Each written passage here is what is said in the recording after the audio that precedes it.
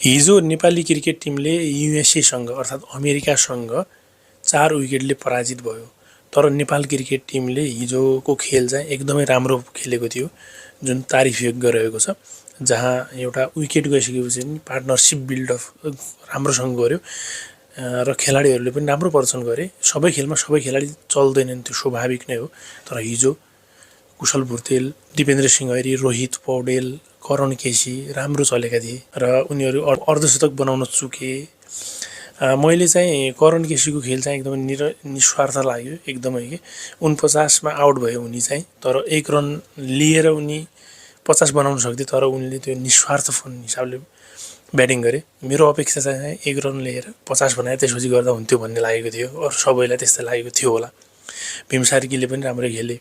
अनि दिपेन्द्र ऐरीको चाहिँ एकदमै राम्रो प्रदर्शन रह्यो, जसमा हार बेहोरे पनि जे होस् एकदमै राम्रो उत्कृष्ट प्रदर्शन भन्नुपर्छ र सुधारिएको ब्याटिङ भन्नुपर्छ। जस नेपालले खेल चाहिँ एकदमै सुधारका साथ अगाडि बढेको छ।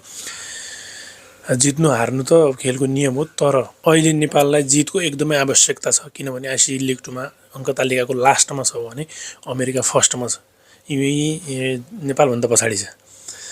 नेपालले अबको युएईसँग खेल चाहिँ हार्नै हुँदैन। हार्यो भने चाहिँ नेपाललाई धेरै घाटा हुनेवाला छ र युएईलाई पनि त्यति नै घाटा हुनेवाला छ। जे होस् कम्पिटिसनको खेल हुनेवाला छ भन्नुपर्छ। र नेपाली क्रिकेट टिमले आफूलाई इम्प्रुभ गर्दै गएको देखिन्छ। त्यो मैले हिजो चाहिँ 300 दिन्छ कि भन्ने लागेको थियो।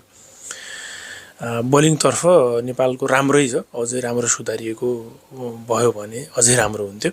जे होस् अब आउँदो खेलका लागि युएईसँग छ, युएईसँग खेलका लागि नेपाली टिमलाई धेरै धेरै शुभकामना।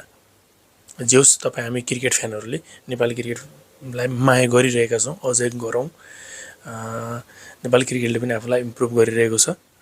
अझै खेलहरू धेरै बाँकी नै रहेका छन् आइसिसी लिग 2 का। अहिले जम्मा 15-16 कति भएको छ सायद। त्यही भएर नेपालले जित निकाल्न सक्छ, अझै आफूलाई चाहिँ ओडिआई स्टेटस बचाउन सक्छ भन्ने आशा छ। त्यही भएर सबैले भिडियोलाई पनि लाइक गरिदियो।